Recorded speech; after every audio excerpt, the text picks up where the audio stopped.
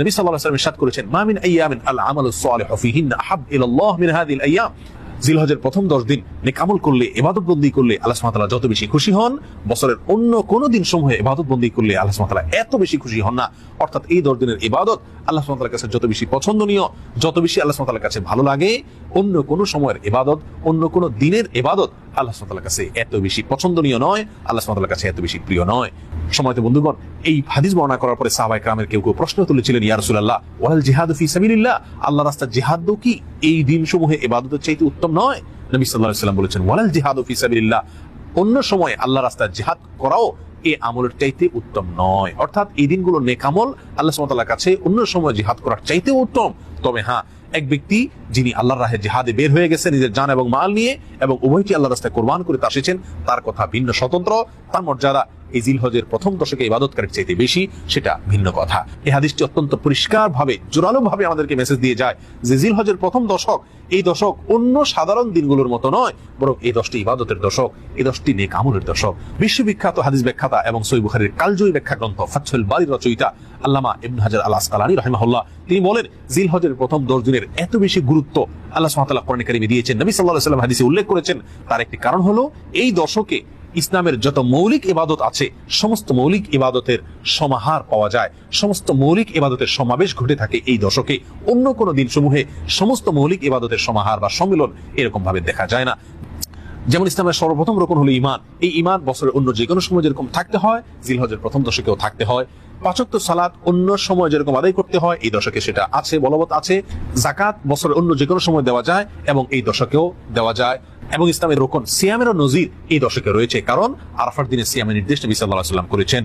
এবং ইসলামের 5 নম্বর রকম হজ, সেটা তো কেবল এই দশকেই পালন করা সম্ভব, অন্য কোনো সময় মানুষ চাইলেও পালন করা সম্ভব নয়। আর কুরবানি, সেটাও এই দশকেই রয়েছে। সময়ত বন্ধুগণ, তাহলে বোঝা গেল ইসলামের 5টি রকমের প্রত্যেকটি আমলের সমাহার, প্রত্যেকটি আমলের দৃষ্টান্ত এবং নজির এই দশকে রয়েছে।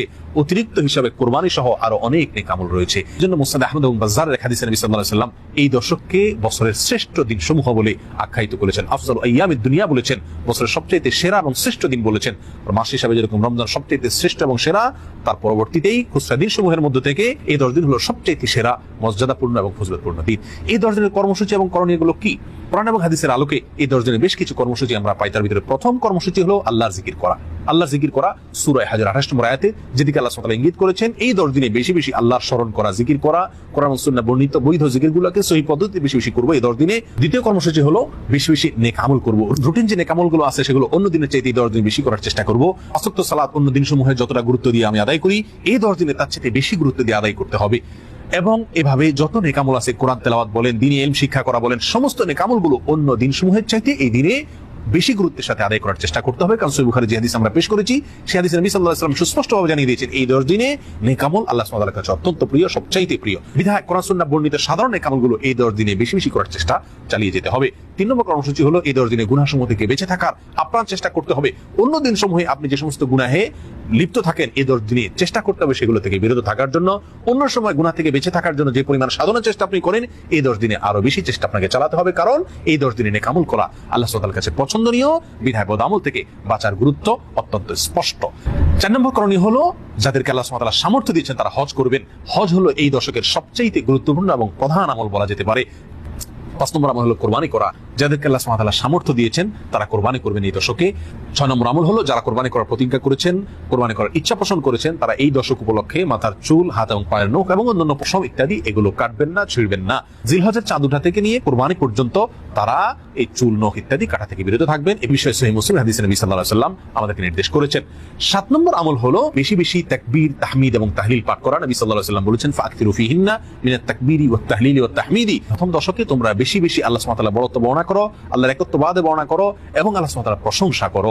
একত্রে পাঠ করার জন্য বেশ কয়েকটি ফরম্যাট বর্ণিত হয়েছে হাদিসে। তার মধ্যে থেকে একটি হলো আল্লাহু আকবার, আল্লাহু আকবার, লা ইলাহা ইল্লাল্লাহ, আল্লাহু আকবার, আল্লাহু আকবার, লিল্লাহিল হামদ। আমাদের সমাজে জিলহজের প্রথম দশক উপলক্ষে কিছু মানুষকে হজ করতে দেখা যায়, আর সমাজের বেশিরভাগ মানুষকে কোরবানির প্রস্তুতি নিতে দেখা যায়, কোরবানি মহড়া পরিলক্ষিত হয়। কিন্তু এই দশকের এই যে আমলটি তাকবীর তাহমিদ তাহলিলের আমলটি আমাদের সমাজে খুব একটা দেখা যায় না, অথচ এটি এই দশকের তৃতীয় গুরুত্বপূর্ণ আমল বলা যেতে পারে। এই দশকের সবচেয়ে গুরুত্বপূর্ণ আমল যদি হজ হয়ে থাকে, কোরবানি যদি দ্বিতীয় হয়ে থাকে, 3 নম্বর সবচেয়ে গুরুত্বপূর্ণ আমল হলো এই দশকে বেশি বেশি তাকবীর তাহমিদ এবং তাহলিল পাঠ করা। সাহাবী আবু হুরায়রা এবং আব্দুল্লাহ ইবনে ওমর রাদিয়াল্লাহু তাআলা আনহুমা তারা এই দশকে বেশি বেশি তাকবীর তাহমিদ এবং তাহলিল পাঠ করার জন্য বাজারে চলে যেতেন এবং বাজারে গিয়ে তারা উচ্চ স্বরে এই তাকবীর তাহমিদ এবং তাহলিল পাঠ করতেন, উদ্দেশ্য যাতে করে শুনে অন্যরাও পাঠ করতে পারে।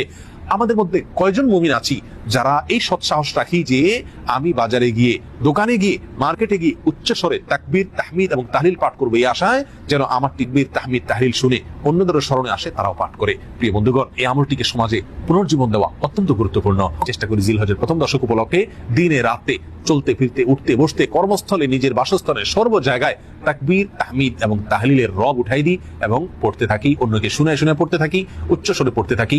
আল্লাহু আকবার, আল্লাহু আকবার, লা ইলাহা ইল্লাল্লাহ, আল্লাহু আকবার, আল্লাহু আকবার, ওয়ালিল্লাহিল হামদ। 8 নম্বর আমল হলো এই একই দোয়া আইয়ামে তাশরিকে প্রত্যেক সালাতের পরে নারী পুরুষ সকলে একবার করে পাঠ করা, অর্থাৎ ঈদের দিন এবং ঈদের পরে আরো 2 দিন, এই 3 দিন ফজর থেকে এশা পর্যন্ত প্রতিটি সালাতের পরে কমপক্ষে একবার করে আল্লাহু আকবার, আল্লাহু আকবার, লা ইলাহা ইল্লাল্লাহ, আল্লাহু আকবার, আল্লাহু আকবার, ওয়ালিল্লাহিল হামদ, এটা বা অন্য যে কোনো ফরম্যাট হাদিসে বর্ণিত হয়েছে, এই সব ফরম্যাটে তাকবীর তাহমিদ এবং তাহলিল পাঠ করা।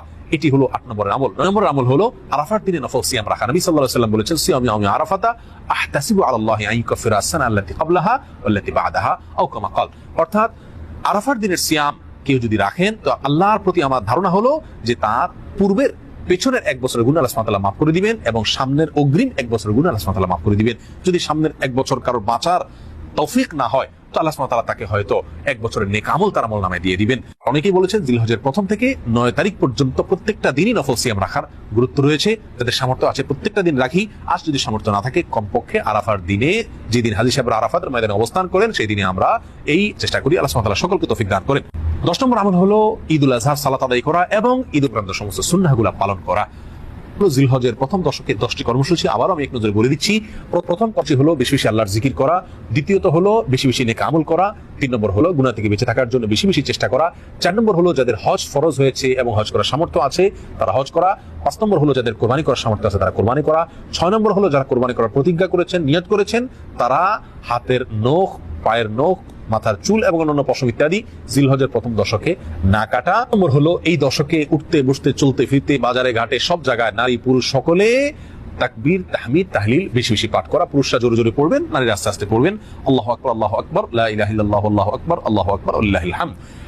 8 নম্বর আমল হলো এই একই তাকবীর তাহমিদ তাহলিল আইয়ামে তাশরিকে প্রত্যেক ফরজ নামাজের পরে একবার করে পাঠ করা।